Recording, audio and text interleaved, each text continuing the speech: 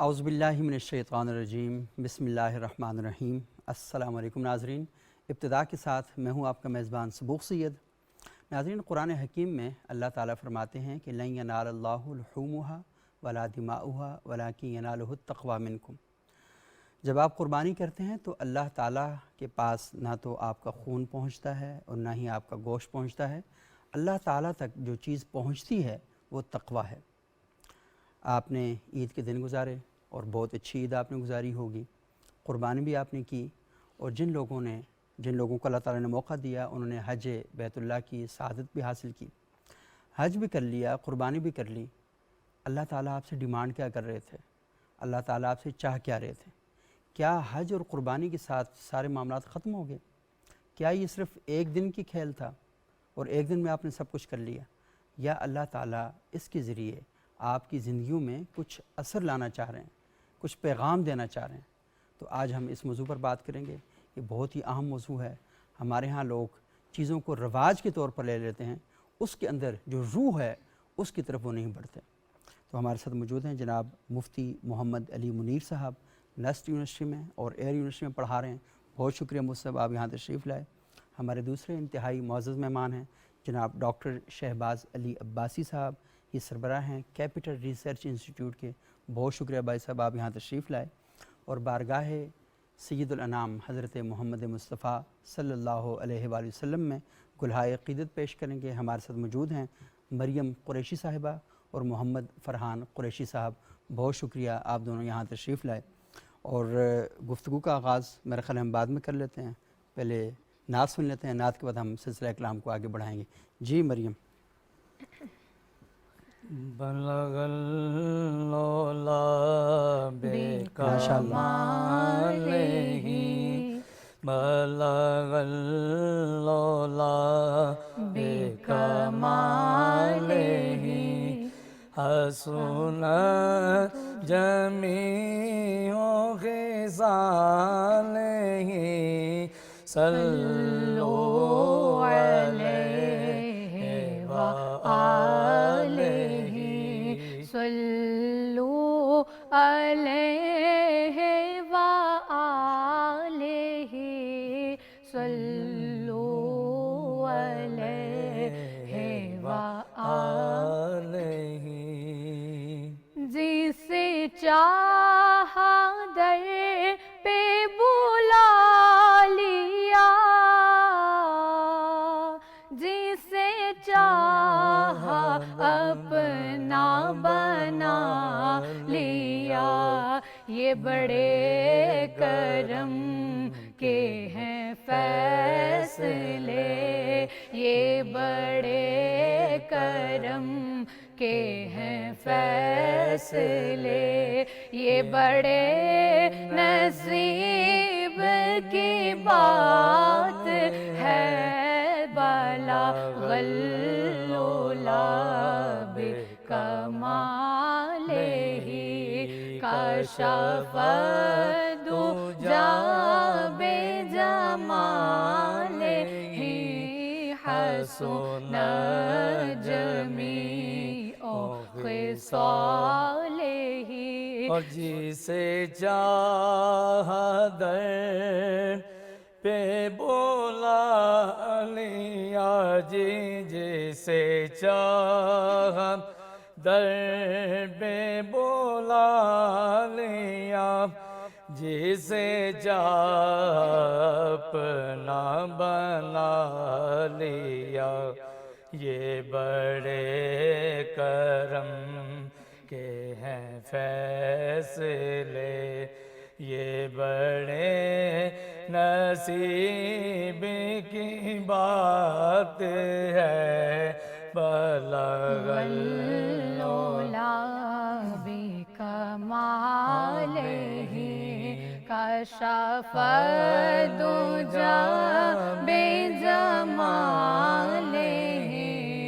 حسن جمیع خصالہ، صلو علیہ وآلہ، صلو علیہ وآلہ۔ ماشاءاللہ ماشاءاللہ جی، بہت خوب۔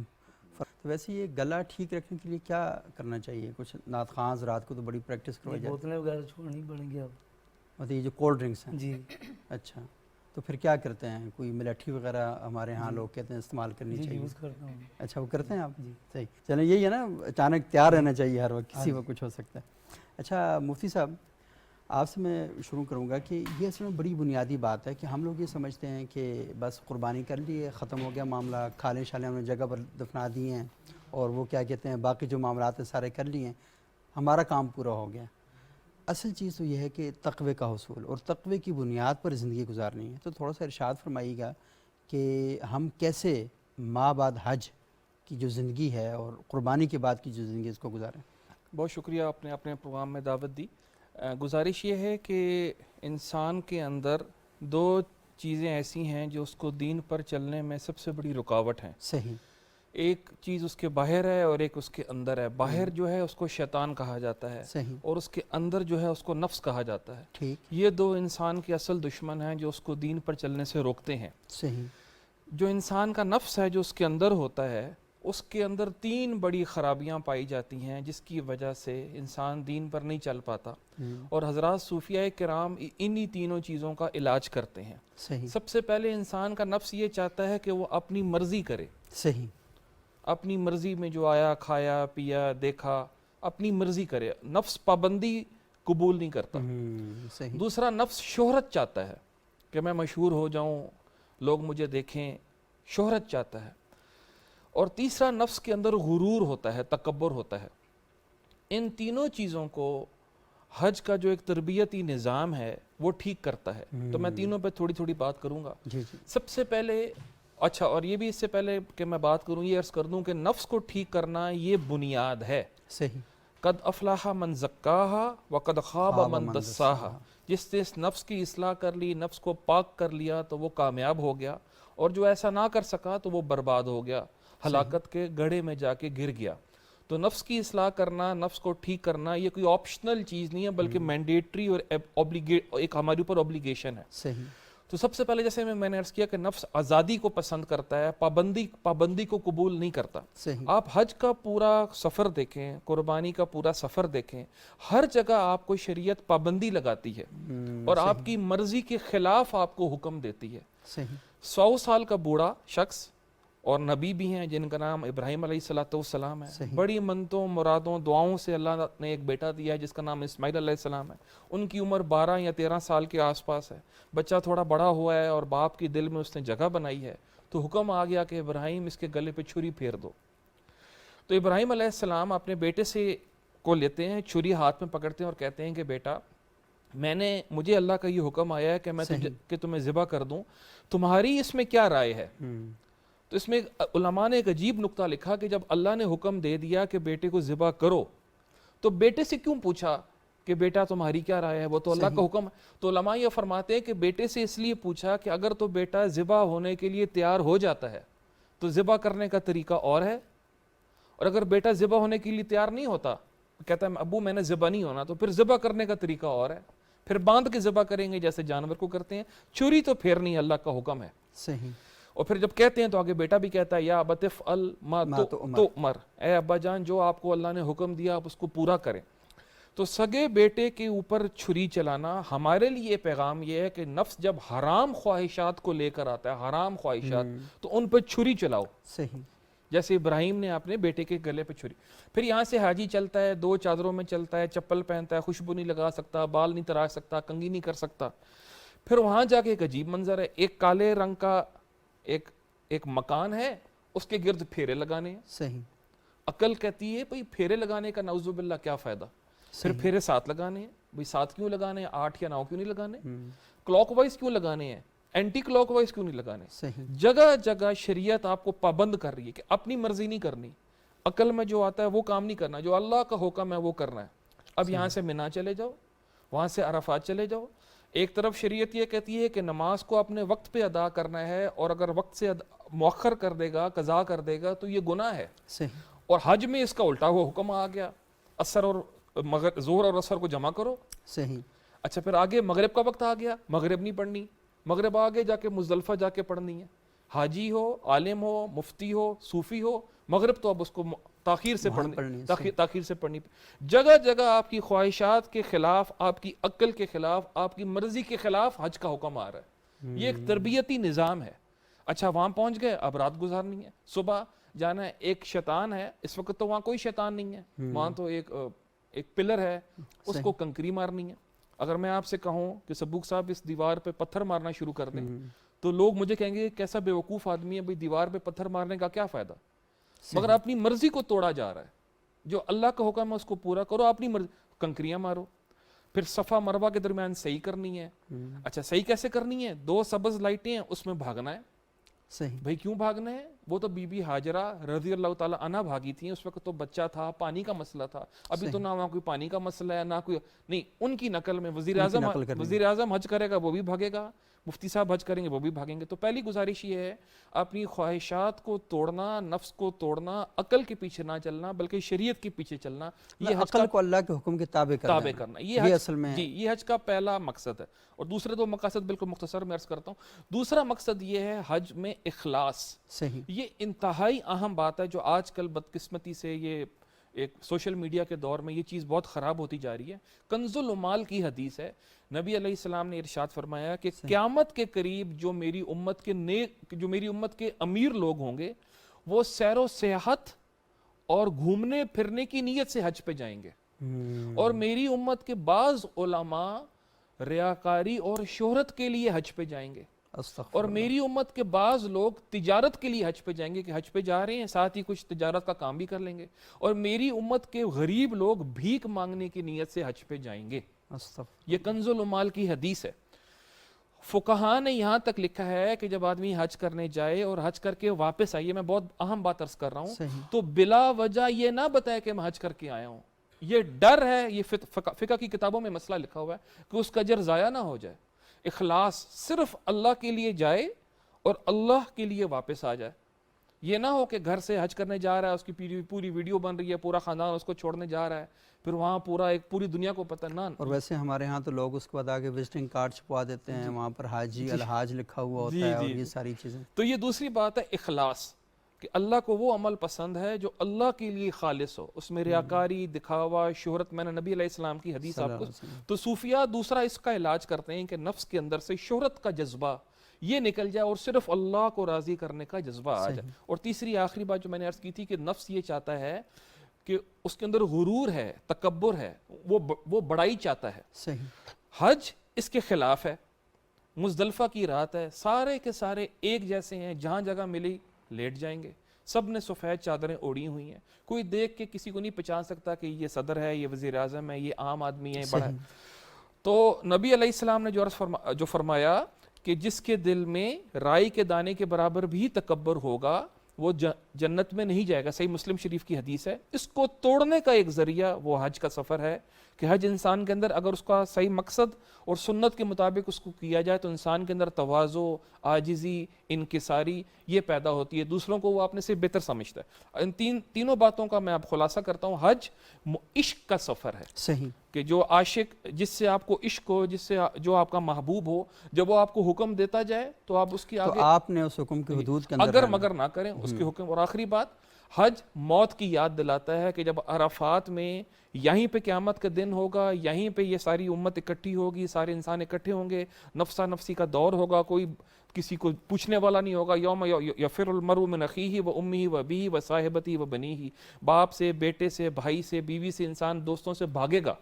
تو یہ حج کے اندر اس کا ایک عملی منظر ہمیں نظر آتا ہے کہ ہر بندے کو اپنی پڑی ہوتی ہے اور وہ دوسروں سے بیگانہ ہو جاتا ہے۔ تو اگر حج کے بعد یہ ساری چیزیں ہو جائیں اور حج کے بعد والی زندگی شریعت کے مطابق ہو جائے، گناہوں سے چھوٹ جائیں، تو یہ اس چیز کی نشانی ہے کہ اس کا حج اللہ کے ہاں بھی قبول ہو گیا اور یہ پورا ایک تربیتی نظام سے گزر کر آیا۔ اچھا، یہ بڑی اہم بات آپ نے کی اور بڑی تفصیل کے ساتھ کی۔ ڈاکٹر شہباز علی عباسی صاحب، کیونکہ ہم میں سے ہر شخص کی یہ خواہش ہوتی ہے کہ ہم نے قربانی کی، اللہ تعالیٰ قبول فرما لے، ہم دعا کرتے ہیں، ہم نے حج کیا، اللہ تعالیٰ قبول فرما لے، لیکن جیسے انہوں نے صوفیاء کے حوالے سے باتیں کی، تو ہم بھی یہ دیکھتے اور سنتے ہیں کہ صوفیاء بتاتے ہیں کہ آپ کی قربانی قبول ہوئی، اس کے انڈیکیٹر آپ کو ملنا شروع ہو جاتے ہیں، آپ کا حج قبول ہوا، اس کے انڈیکیٹر آپ کو ملنا شروع ہو جاتے ہیں۔ تو تھوڑا سا یہ بتائیے گا کہ قربانی اور حج کرتے ہوئے ایک تو یہ ہے کہ جو اخلاص کے حوالے سے انہوں نے بڑی زبردست بات کی، اور دوسرا یہ ہے کہ کیسے پتہ چلے گا یہ قبول ہوئی ہے یا نہیں ہوئی؟ بسم اللہ الرحمن الرحیم۔ میں ابتدا کرتا ہوں قرآن مجید فرقان حمید سے، ارشاد۔ اور حج کے متعلق قرآن کہتا ہے نا وَلِلَّهِ عَلَى النَّاسِ حِجُّ الْبَيْتِ مَنِ اسْتَطَاعَ إِلَيْهِ سَبِيلًا، صحیح، ٹھیک ہے۔ اب سایہ مبارکہ کے اندر کچھ خاص قسم کی بحثیں ہیں دو۔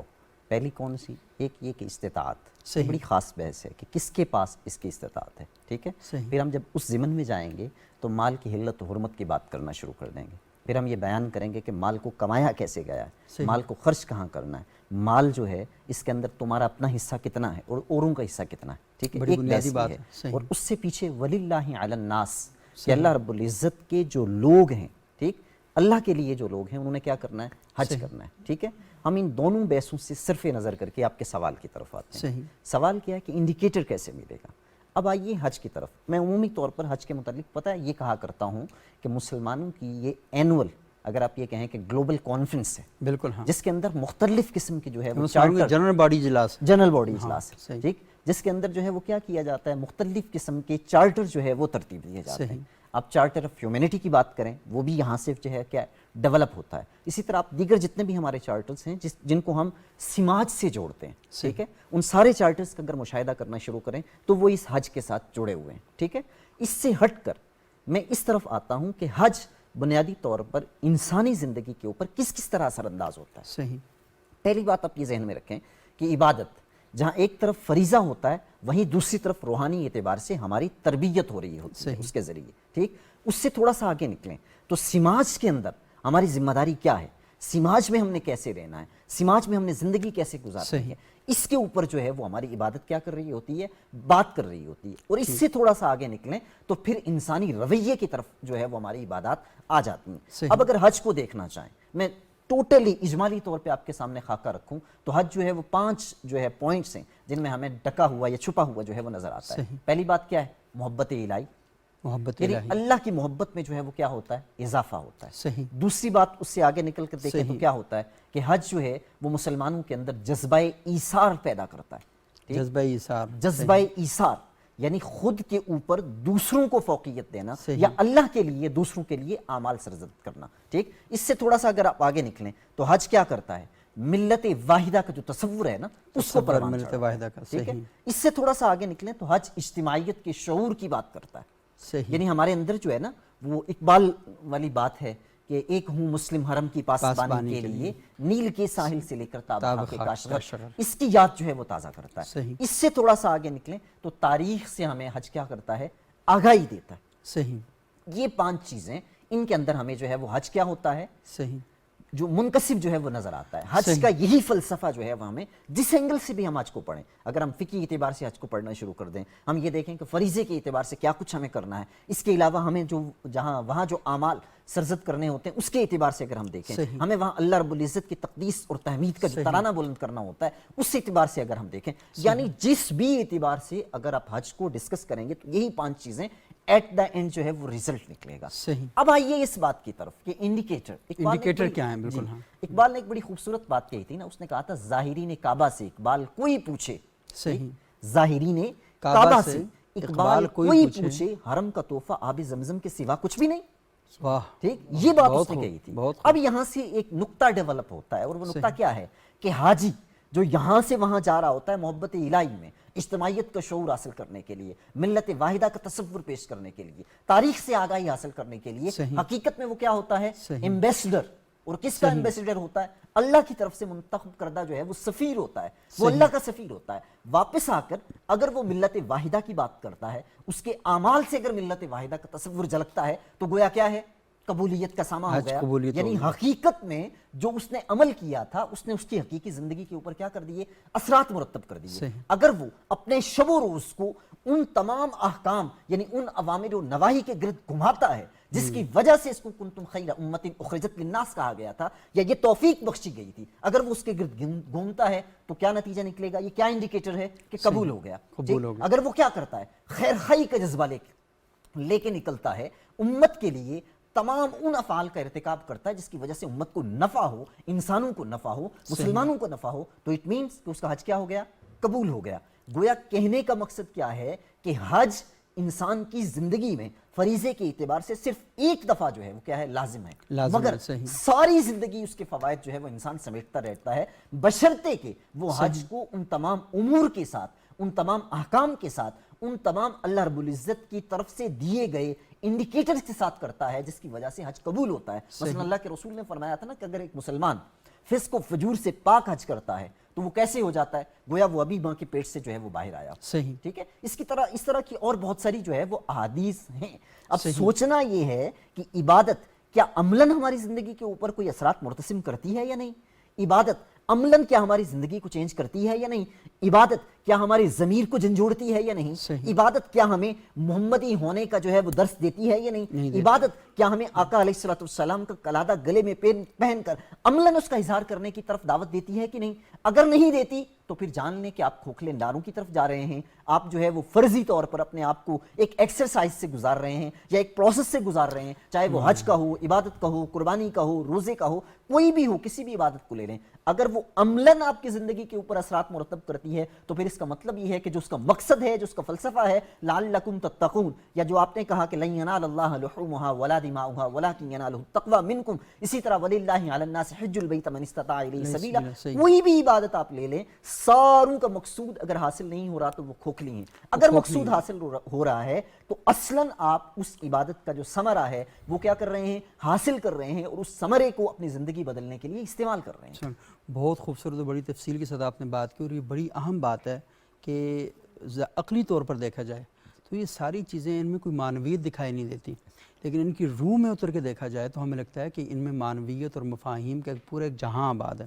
وہ بڑا مشہور تھا نا کہ رہ گئی رسم اذان روح بلالی نہ رہی، تو مسئلہ یہ ہے کہ آپ اذان تو دے رہے ہیں لیکن آپ کو اذان کا مطلب ہی نہیں پتہ کہ اذان اصل میں یہ محض جملے نہیں ہیں، یہ 5 وقت کی پریکٹس نہیں ہے، یہ بلکہ آپ کو اس کی طرف دعوت دیتے ہیں کہ نہیں، آپ نے اس دنیا میں توحید کا کلمہ بلند کرنا ہے، آپ نے ظلم کے خلاف، عدوان کے خلاف، جھوٹ کے خلاف ایک ماحول معاشرے کے اندر بنانا ہے، اور آپ نے اللہ کے رسول صلی اللہ علیہ وسلم کے بتائے ہوئے طریقوں کے مطابق معاشرے میں آنے والی نسل کی تربیت کرنی ہے اور معاشرے کو دامد رسالے سے جڑا ہوا معاشرہ بنانا ہے۔ تو جب تک یہ چیزیں ہم نہیں کریں گے تو اس کا مطلب ہے ہم حاصل کچھ نہیں کر رہے، ہم محض وقت ضائع کر رہے ہیں۔ بہت شکریہ، بڑی اچھی گفتگو کی۔ ناظرین، یہاں پر ہم ایک چھوٹا سا وقفہ لیتے ہیں، وقفے کے بعد دوبارہ آپ کی خدمت میں حاضر ہوں گے اور سلسلہ کلام کو آگے بڑھائیں گے۔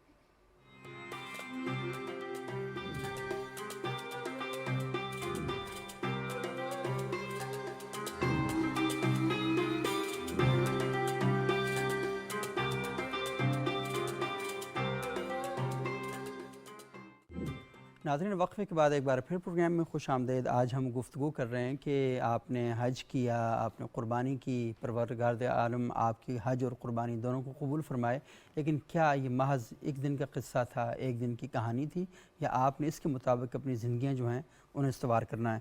تو ہمارے ساتھ موجود ہیں مفتی محمد علی منیر صاحب، ڈاکٹر شہباز علی عباسی صاحب۔ مفتی علی منیر صاحب، آپ نے بڑی اچھی بات کی کہ صوفیاء، ان کی زندگیوں کا جو بنیادی مقصد ہے وہ تو بنیادی طور پر ہے ہی کہ انسان کے نفس کی اصلاح کر سکیں، کیونکہ نفس کی اصلاح نہ ہو اس کے بعد جو کچھ بھی ہو وہ ایک حادثہ تو ہو سکتا ہے، سوچی سمجھی شعوری کوشش نہیں ہو سکتی۔ تو یہ تھوڑا سا بتائیے گا کہ نفس کی اصلاح کے بارے میں آپ نے کہا حج کا سارا سفر جو ہے وہ نفس کی اصلاح ہے، اور وہ یہ بتاتا ہے کہ آپ نے کس کس طریقے سے اپنی حدود قائم نہیں کرنی۔ وہ قرآن کہتے ہیں تلک حدود اللہ ومن یتعدی حدود اللہ فقد ظلم نفسہ، یہ اللہ کی حدیں ہیں۔ آپ یہ نہیں کر سکتے کہ نہیں چکر 8 لگا لیتا ہوں، آج تھکا ہوں تو 6 لگا لیتا ہوں، اور یا اللہ کی عبادت ہی کر رہا ہوں تو 8 کر لیتا ہوں، تو یہ نہیں کر سکتے۔ اللہ نے جو حد مقرر کی ہے آپ اس حد سے بغاوت نہیں کریں گے، آگے نہیں جائیں گے۔ اگر جائیں گے تو وہ حصول ثواب نہیں ہوگا، وہ آپ کے لیے مسائل ہی پیدا کرے گا۔ تو یہ جو صوفیاء کا طرز عمل ہے اور صوفیاء جو ہمیں بتاتے ہیں، تو یہ آپ کیا سمجھتے ہیں کہ کس طریقے سے ہم اپنی نوجوان نسل کے ذہنوں میں یہ منتقل کر سکتے ہیں؟ اس میں 2 بنیادی باتیں ہیں۔ ایک تو جو ہمارا تعلیمی نظام ہے، صحیح، میں یہ سمجھتا ہوں کہ اس کو ریویمپ کرنے کی سخت ضرورت ہے، کیونکہ ماں کی گود پہلا مدرسہ ہوتی ہے، اس کے بعد اسکول ہے، کالج، یونیورسٹی کا نظام ہے۔ تو ہمارے ہاں جو سیکولر اسٹڈیز ہیں جو بلا شبہ مسلمانوں کو حاصل کرنی چاہیے اور ان کو پیک تک جانا چاہیے تاکہ ہم مغرب کی غلامی سے باہر نکل آئیں، مگر اس کے ساتھ جو ایتھکس اور ہیومینٹیز کا جو شعبہ ہے، یہ اس کی بہت زیادہ اہمیت ہے۔ تو اسی کے اندر نفس کی اصلاح اور اپنے آپ کو ایک اچھا مسلمان بنانا، یہ سب کچھ اس کے اندر شامل ہے۔ جو بنیادی چیز ہے جو میں یہ سمجھتا ہوں جہاں غلطی ہو رہی ہے، نوجوان نسل کے دماغ میں یہ بات ڈالی جائے کہ اللہ کا راضی ہو جانا اور اللہ کا خوش ہو جانا یہ تمہاری زندگی کا مقصد ہے۔ وَرِضْوَانٌ مِّنَ اللَّهِ اکبر، اللہ کا راضی ہو جانا یہ سب سے بڑی بات ہے۔ ڈاکٹر بن جانا، انجینئر بن جانا بہت اچھی بات ہے اور اس کے فوائد بھی ہیں یقیناً ہیں، مگر وہ یہ 60 70 80 سال کی مختصر زندگی تک کے لیے ہے۔ اور یہ بھی بتایا جائے کہ جو انسان کی زندگی ہے اس میں جو پیک جوانی کا ٹائم ہوتا ہے وہ 20 سے 40 یا 20 سے 45 تک کا ٹائم ہوتا ہے، اس کے بعد بڑھاپا شروع ہو جاتا ہے، اس سے پہلے بچپنا ہوتا ہے۔ تو جتنی آپ بھاگ دوڑ کر رہے ہیں وہ اپنے 10 یا 15 سال بنانے کے لیے کر رہے ہیں، صحیح، وہ کرنی چاہیے، رزق حلال کمانا چاہیے، مگر اس کو اپنے دائرے میں رکھنا چاہیے۔ اور انسان کا جو اصل مقصد ہے اس دنیا میں آنے کا وہ اللہ کو راضی کرنا ہے۔ یہاں تک کہ حدیث میں آتا ہے کہ جب جنتی جنت میں چلے جائیں گے اور اللہ تعالیٰ ان کو اپنی ساری نعمتیں دے دیں گے، یا جو اللہ تعالیٰ نے ان سے وعدہ کیا، تو جنتیوں سے پوچھیں گے کہ اے میرے بندو کیا تم مجھ سے خوش ہو؟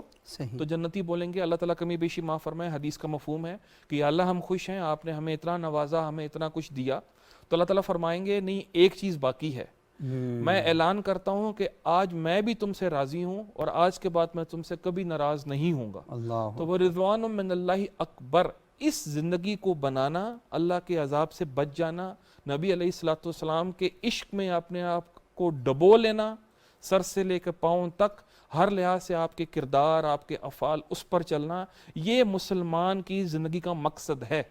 جب تک اس کو اس کے تعلیمی میدان میں یا جیسی بھی مساجد سے، ممبر اور محراب سے اس کو یہ مقصد نہیں بتایا جائے گا کہ تمہیں اس مقصد کے لیے اس دنیا میں بھیجا گیا ہے، اگر تم باقی سارے کام کر لو اس مقصد کو پورا نہ کرو تو اس جہان میں ناکام ہو، اور اگر اس مقصد کو پورا کر لو اور باقی سارے کام نہ بھی کرو۔ ایک بندہ اس نے وقت گزارنا ہے، لاہور سے بیٹھا کراچی تک اس نے ٹرین پہ جانا ہے، ایک آدمی بزنس کلاس میں جا رہا ہے، ایک اے سی کلاس میں جا رہا ہے، ایک کو پیچھے ڈبہ مل گیا، ایک اے سی کے بغیر ہے، ایک آدمی کو ٹرین میں کہیں سیٹ ہی نہیں ملی تو سب سے آخری جو ڈبہ ہے اس سے لٹک گیا۔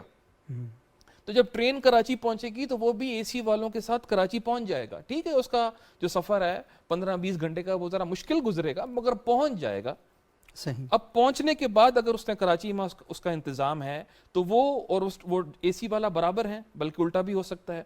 تو پہلی بات تو میں یہ عرض کر رہا تھا کہ ہمارے نوجوانوں کو اس دنیا میں آنے کا مقصد بتایا جائے جو ہمارے تعلیمی نظام میں انفارچونیٹلی نہیں بتایا جاتا۔ اگر 4 سال کا ایک انجینئرنگ کا پروگرام ہے، اس میں پورے 4 سال کے 8 سیمسٹرز میں صرف ایک سیمسٹر میں 2 کریڈٹ آورس کا چھوٹا سا اسلامک سٹڈیز کا ایک کورس ہوتا ہے، اور وہ بھی بچے جلدی جلدی پڑھتے ہیں کہ ہم نے اس میں کیا گریڈ لینا ہے، ہمارا تو توجہ اس پر نہیں ہوتی۔ تو توجہ صرف دلوائی جائے، اور دوسرا اللہ والوں کی صحبت، صحیح، یہ وہ نسخہ ہے جو قرآن نے ہمیں بتایا، کونوا مع الصادقین، صحیح، سچوں کے ساتھ ہو جاؤ، اور اللہ والوں کی صحبت، اللہ کے نیک بزرگ جو سنت پر چلنے والے ہوں، شریعت پر چلنے والے ہوں، اور مستند سلاسل سے ان کا تعلق ہو، انہوں نے خود اپنی کہیں سے اصلاح، نفس کی اصلاح کروائی ہو، ان کی صحبت میں جا کر بیٹھنا، یہ زندگیوں کو تبدیل کر کے رکھ دیتا ہے۔ اور آج تک جو لاکھوں کروڑوں لوگ اس راستے سے، سلوک اور تصوف کے راستے سے گزرے، وہ اسی راستے سے گزر کے اپنی اصلاح کرا کے قبروں میں جا کے چلے گئے اور جنت میں اپنا مقام بنا لیا۔ تو یہ 2 باتیں ہیں، تعلیمی نظام کو تبدیل کرنا اور امت کو یہ بتانا کہ تمہارا اصل مقصد اللہ کا راضی کرنا ہے، دنیا کمانا نہیں ہے، اور دوسرا اللہ کے نیک بندوں کی صحبت۔ اس سے ہم اپنی نسل کو انشاءاللہ دین کی طرف اور اپنے اصل مقصد کی طرف لا سکتے ہیں۔ صحیح۔ اچھا، یہ بڑی اہم اور بڑی بنیادی بات آپ نے کہی ہے کہ جب تک نظام تعین، تربیت کا نظام جو ہے، جب تک وہ بہتر نہیں ہوگا چیزیں آگے نہیں بڑھیں گی۔ اور بندہ مومن کو تو اللہ تعالیٰ نے یہ سکھایا ہے نا کہ وہ دعا کرتا ہے ہر وقت کہ اللہم ربنا آتنا فی الدنیا حسنہ وفی الآخرۃ حسنہ وقنا عذاب النار، کہ اس کی دنیا کی زندگی بھی اچھی ہو اور اس کے نتیجے میں اس کی آخرت کی زندگی بھی اچھی ہو، اور اللہ تعالیٰ جہنم کی جو آگ ہے اس سے ہمیں بچا دے۔ تو معاشرے کے اندر تو ہر قسم کے طبقے ہیں اور ہر طبقے کی ایک ضرورت ہے۔ میں یہاں پر بیٹھا ہوں تو میری بھی ایک ضرورت ہے، لیکن میں اپنی ضرورت کو دیانتداری کے ساتھ کس طریقے سے پورا کر رہا ہوں، یہ اصل میں امتحان ہے۔ ایک ڈاکٹر بھی معاشرے کی بنیادی ضرورت ہے، اور ڈاکٹر اگر اس معاشرے کے اندر دیانتداری کے ساتھ کام کرتا ہے، کیونکہ سارے لوگ تو علماء دین نہیں بن سکتے، لیکن صوفیاء کی اور اولیاء اللہ کی صحبت انہیں اس قابل بنا دیتی ہے کہ وہ ڈاکٹری کے اندر اللہ کا رنگ آ جائے، انجینئرنگ کے اندر اللہ کا رنگ آ جائے، اور وہ بندہ انجینئرنگ کرتے ہوئے کوئی اس طرح کی انجینئرنگ نہ کر بیٹھے کہ جو اللہ کی ناراضگی کا سبب بنے، وہ اللہ کی رضا کا سبب بنے، اور معاشرے کے لیے ایسا پل نہ بنا دے کہ جس کے گرنے سے بے شمار لوگ مارے جائیں۔ وہ پل ایسا بنائے کہ لوگوں کے درمیان تعلقات بھی بہتر ہوں، آنا جانا بھی اچھا ہو، اور پل بھی مستحکم ہو۔ تو ہمیں اصل میں ان تمام شعبوں کے اندر یہ دیکھنا ہے کہ دیانتداری پہلی شرط ہے۔ صحابہ اکرام کی زندگی ہم دیکھتے ہیں کہ کاروبار کر رہے ہیں، باقی جو جتنے بھی کام ہیں سارے کر رہے ہیں، تو وہ سارے اس میں لگے ہوئے ہیں، لیکن بہتر طریقہ یہی ہے کہ جو بھی کام ہے معاشرے کے وہ سارے کام کرنے چاہیے، لیکن ان کاموں کے نتیجے میں آپ معاشرے کو خیر کا نمونہ بنائیں، کیونکہ ساری چیزیں بڑی ضرورت ہیں۔ ڈاکٹر شہباز علی بھائی صاحب، یہ بہت ہی اچھی بات کی مفتی صاحب نے، اور بڑی اہم باتیں یہ لازمی ہمارے معاشرے کے اندر ہونی چاہیے، بہت کم ہم باتیں کرتے ہیں۔ یہ تھوڑا سا بتائیے گا کہ یہ جو حج اور قربانی کا فلسفہ ہے، اس میں ہم یہ دیکھتے ہیں کہ کیونکہ شاید ہماری کہیں تربیت نہیں ہوتی، بڑا اہم نقطہ انہوں نے بیان کیا کہ آپ قربانی کر رہے ہیں اور آپ نے کہا کہ اللہ کا فرض پورا کیا، لیکن اللہ کے رسول نے یہ فرمایا نا کہ صفائی ایمان کا حصہ ہے، لیکن آپ جو اس کی کھال ہے، اوجری ہے یا علائشیں ہیں، وہ ساری آپ نالوں میں پھینک دیتے ہیں، نالے بند کر دیتے ہیں، اور نالے جب بند ہوتے ہیں، بارشیں ہوتی ہیں، پانی سارا واپس آپ کے گھروں میں جاتا ہے، اور پھر آپ کہتے ہیں حکومت جو ہے غفلت کر رہی ہے۔ غفلت تو آپ کی اپنی ہے اصل میں۔ تو یہ جو تربیتی نظام ہے، یعنی قربانی کے ساتھ بھی جڑا ہوا ہے حج کا، میں نے حج کے موقع پر بھی دیکھا کہ لوگ وہاں پر کھاتے ہیں، ڈسٹ بن پڑے ہوئے ہیں وہاں پہ، لیکن وہاں پر پھینکنے کے بجائے وہ جو میدان ہے جس کے بارے میں انہوں نے فرمایا کہ وہاں تو حشر کا میدان لگنا ہے، وہاں تو سب لوگوں نے، ہم اس کو وہاں پر کتنا آلودہ کر دیتے ہیں، کتنا گندا کر کے آ جاتے ہیں، اور ہم اصل میں مسابقت کر رہے ہوتے ہیں قربانی میں کہ میرا دمبا اتنا ہے، اس کی بیل اتنی ہے، اور عجیب و غریب کمپیریزن میں چل جاتے ہیں۔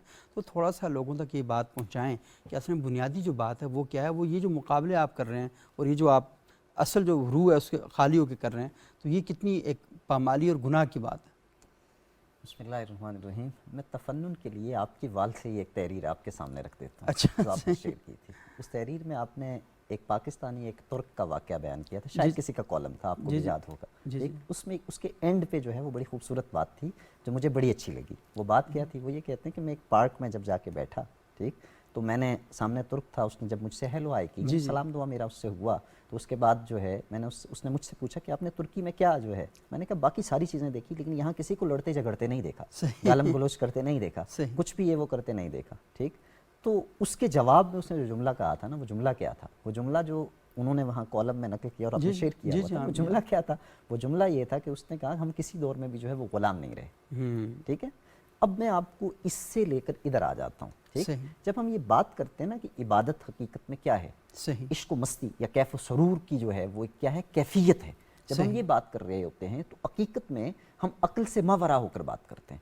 آپ دیکھیں فطرت، اس کے بعد آپ آئیں جبلت، اس کے بعد آپ آئیں عقل، اور جب آپ وجدان کی طرف چلے جاتے ہیں نا تو پھر چیزیں انسان کی طبیعت کو چینج کرنا شروع ہو جاتی ہیں، ٹھیک۔ صوفیہ کا کیا تھا؟ یہی تھا نا، کیوں ہم وہ شعر اکثر سناتے ہیں، سکھائے کس نے؟ اسماعیل کو آداب فرزندی، ٹھیک۔ حالانکہ لاجک کیا کہتی ہے، عقل کیا کہتی ہے، ریزننگ کیا کہتی ہیں؟ یہ چیزیں تو یہ کہتی ہیں یار کہ انسانی گلے کے اوپر چھری چلانا اور وہ بھی خواب کے اندر، ٹھیک، یہ کہاں تک درست ہے؟ لیکن وجدان کیا تھا؟ یا ابت فعل ما تؤمر، ٹھیک۔ آگے کیا؟ انشاءاللہ من الصابرین، کہ آپ مجھے جو ہے وہ کس میں سے پائیں گے؟ صابرین میں سے پائیں گے۔ یہ وجدان کی بات ہے۔ اسی طرح آج کے دور میں بھی میں نے پہلے بات کی تھی نا کہ عبادت ایک اس کا تعلق کون سا ہوتا ہے؟ فریضے کا، اور ایک ہوتا ہے نسبت کا، ٹھیک۔ ہم قربانی کو کس لیے کر رہے ہوتے ہیں؟ لن ینال اللہ لحومها ولا دماؤها ولکن ینالہ التقوی منکم، یہ تقوی حاصل کرنے کے لیے۔ یار یہ تقوی ہے کیا چیز؟ کبھی آپ نے سوچا ہے؟ تقوی بنیادی طور پر انسان کا مصفہ، مزجہ اور مسجل ہو جانے کا نام ہے۔ کس اعتبار سے؟ جو اس کا نفس ہے اس کی خوبصورتی کے اعتبار سے، اس کے اندر نکھار سوار کے اعتبار سے۔ حالانکہ دوسری طرف ہم مسلمان ہیں اور ہم کیا کہتے ہیں؟ یہ جو ہے صفائی، یہ نصف ایمان ہے، نصف ایمان کے لفظ ہم کہہ رہے ہوتے ہیں، صفائی نصف ایمان ہے۔ اب ان سے پوچھو کیا صرف اور صرف یہ ظاہری صفائی نصف ایمان کا نام ہے؟ اچھے کپڑے پہن لینا نصف ایمان کا نام ہے؟ اپنے گھر کو صاف کر لینا نصف ایمان کا نام ہے؟ اچھی خوشبو لگا لینا نصف ایمان کا نام ہے؟ ایسا نہیں ہے۔ سماج کو بھی جو ہے وہ پاکیزہ کرنا یہ بھی نصف ایمان کا ہے، اور یہ تو تمہاری بنیادی ذمہ داری ہے۔ اللہ رب العزت نے تمہیں خیر امت یعنی ایسا گروہ کہا ہی کیوں ہے جو بہترین ہے؟ اس لیے کہا ہے کہ وہ کیا کرتا ہے، ینہون عن المنکر تأمرون بالمعروف تنہون عن المنکر، تنہون عن المنکر، ٹھیک، تنہون عن المنکر کا معنی کیا ہے؟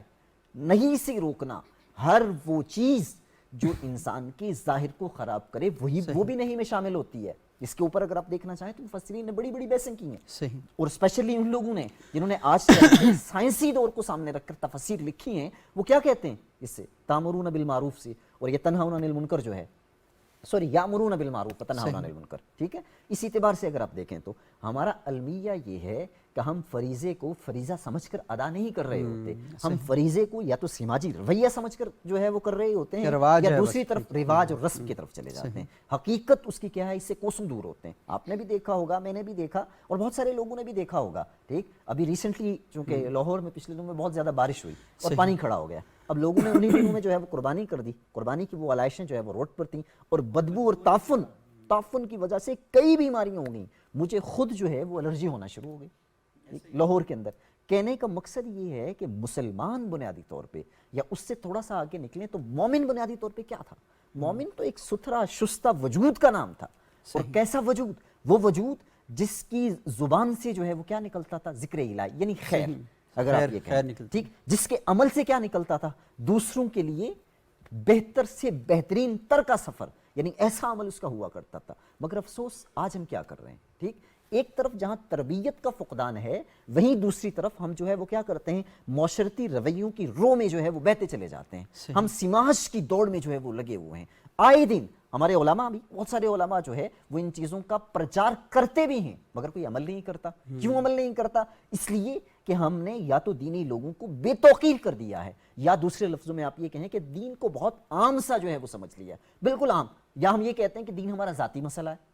بھائی دین تو سماج کی بات کرتا ہے، اگر سماج کو دین سے، اگر آپ پریکٹیشنر مسلم کی جو ہے وہ ختم کر دیں، جگہ ہی ختم کر دیں، اسپیس ہی ختم کر دیں، تو بتائیں دین جائے گا کہاں؟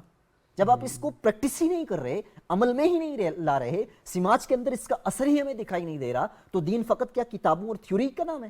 ایسا نہیں ہے۔ دین عملاً جو ہے وہ کیا کہتا ہے، المسلم من سلم المسلمون من لسانہ ویدہ، اس قسم کی کئی اور حدیثیں ہیں، بلکہ اللہ کے رسول کی ایک حدیث آج کے اس ماحول کے اوپر فٹ آتی ہے۔ آپ نے فرمایا تھا نا، یاتی علی الناس زمان یجتمعون ویصلون فی المساجد لیس فیہم مومن، ایک زمانہ ایسا آئے گا کہ لوگ کیا کریں گے، نمازیں بھی پڑھیں گے، مسجدوں میں اجتماع بھی ہوں گے، لیس فیہم مومن، ان میں سے کوئی بھی جو ہے وہ مومن نہیں ہوگا۔ جب اللہ کے رسول سے پوچھا گیا کہ یا رسول اللہ کیا وجہ ہے، تو آپ علیہ السلام نے بہت ساری باتیں گنوائی تھیں، جن میں سے ایک بات یہ بھی تھی کہ ان کا عمل جو ہے وہ کیا ہوگا، کھوکھلا ہوگا، ٹھیک ہے۔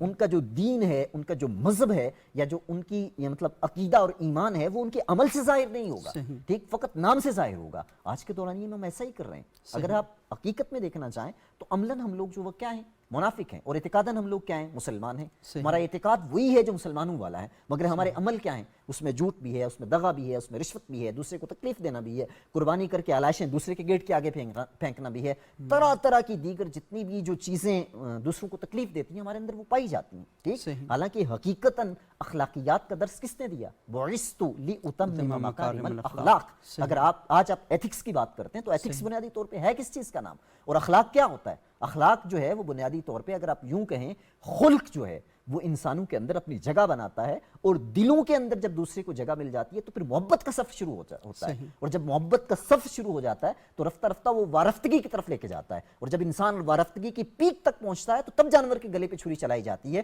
تب حج کے لیے جو ہے وہ ننگے جسم جو ہے وہ چلا جاتا ہے، وہاں جو ہے وہ تلبیہ اور تسبیح و تحمید یہ ساری چیزیں جو ہے وہ کی جاتی ہیں۔ حقیقتاً ہم ابتدا سے ہی اس کی بنیاد ٹھیک نہیں رکھتے، جس کی وجہ سے یہ مسائل ہمارے معاشرے کا حصہ ہیں۔ بہت خوبصورت ڈاکٹر شہباز علی بھائی صاحب، اور بڑی فکر انگیز باتیں ہیں۔ بدقسمتی سے المیہ یہی ہے کہ ہمارے معاشرے کے اندر اس جانب بالکل توجہ نہیں دی جاتی، اور ہم یہ سمجھتے ہیں کہ لوگوں کو ہم بس یہ بتا دیں گے یہ کرنا ہے، یہ کرنا ہے، وہ کرنا ہے، لیکن اس کی روح جو ہے اس کے ساتھ جب تک ہم نہیں جوڑیں گے تو معاملات ٹھیک نہیں ہوں گے۔ اور یہ بات بڑی اہم ہے کہ معاشرے قانون کے بغیر نہیں چل سکتے، اور قانون اصل میں معاشرے نے مل جل کر اتفاق کیا کہ یہ جو حد ہے اس کو ہم نے کراس نہیں کرنا، ہم نے ریڈ لائن کو کراس نہیں کرنا، ہم نے ریڈ سگنل کو کراس نہیں کرنا، ہم نے یہ کرنا۔ لیکن اس کا خوف ہوتا ہے قانون کا، رات کو 3 بجے اگر ٹریفک سارجنٹ نہیں کھڑا تو پھر آپ گاڑی کراس کر لیتے ہیں، یہ بھی جرم ہے، سنگین ترین جرم ہے، آپ نے قانون کو ہر وقت فالو کرنا۔ لیکن جو اخلاقیات ہیں، کیونکہ قانون پارلیمنٹ بناتی ہے، معاشرے کے لوگ اکٹھے ہو کے بناتے ہیں، لیکن جو اخلاقیات ہیں وہ تو دین سے آتی ہیں، ان کا منبع دین ہے۔ اور جب اخلاقیات آتی ہیں تو اخلاقیات ہمیں سکھاتی ہیں کہ تم نے یہ کام کرنا ہے کیونکہ دین یہ چاہتا ہے کہ تم ایک خوبصورت انسان کے طور پر معاشرے کے سامنے ہو۔ اللہ کے سامنے شرمندہ ہونا بہت بات کی بات ہے، دین ہمیں سکھاتا ہے کہ تم اپنے ضمیر کے سامنے مطلب ہے کہ شرمندہ ہو، اس احساس کے ساتھ زندہ ہو کہ ٹریفک سارجنٹ نہیں دیکھ رہا لیکن اللہ تو ہر وقت دیکھ رہا ہے، دودھ میں پانی ملاتے ہوئے۔ جی جی ہاں، آپ کی گفتگو قطع کلام معاف کہ نہ محبت نہ مروت نہ خلوص، میں تو شرمندہ ہوں اس دور کا انسان ہوں، اس دور کا انسان ہو کر۔ تو یہ ساری اصل میں چیزیں، تو بنیادی بات وہی ہے کہ ہم نے وہ جو کھوکھلا پن ہے اسے ختم کرنا ہے اور اپنی آنے والی نسلوں کے اندر اس چیز کو لے کر چلنا ہے۔ اگر آپ ان کی تربیت نہیں کریں گے تو پھر یہ بچے پیدا کرنے کا کوئی فائدہ نہیں ہے، کیونکہ بجائے اس کے کہ یہ آپ کے لیے عذاب بنے، یہ آپ کے لیے وبال بنے، یہ بچے آپ کے ہوں، آپ کے گھر میں پلے بڑھیں اور آپ کے نہ ہوں، تو پھر کیا آپ کے تو حاصل وصول کوئی نہیں۔ تو بنیادی بات اس ڈسکشن کا مقصد یہی تھا کہ حج اور قربانی کے بعد کی جو زندگی ہے، اصل میں اس پروگرام کو عنوان بنا کر یہی پیغام دینا مقصود تھا، اور بہت خوبصورت طریقے سے مفتی محمد علی منیر صاحب اور ڈاکٹر شہباز علی بائی صاحب آپ نے گفتگو کی، آپ دونوں حضرات کا بہت شکریہ۔ فرحان قریشی صاحب اور مریم قریشی صاحبہ آپ دونوں کے بہت شکریہ۔ ناظرین، یہ سلسلہ کلام ہمارا جاری رہے گا، ان موضوعات پر پروگرام کرنے کا جو بنیادی مقصد ہے وہ یہی ہے کہ ہم اپنے معاشرے کو بہتر بنا سکیں۔ اینکر حضرات عمومی طور پر بہت چیخ چنگھاڑ کے بات کرتے ہیں، بڑا اونچی اونچی آواز سے بات کرتے ہیں، ہم یہ چاہتے ہیں کہ آپ گفتگو شائستگی کے ساتھ کریں، تہذیب کے دائرے کے اندر رہ کر کریں، اچھے الفاظ کے ساتھ کریں اور دھیمے لہجے میں کریں۔ جتنا آپ دھیمے لہجے میں گفتگو کریں گے دوسرے تک آپ اپنا پیغام اتنا ہی آسانی کے ساتھ پہنچا سکیں گے۔ اگلے پروگرام تک کے لیے اجازت دیجیے گا، بہت شکریہ، اللہ حافظ۔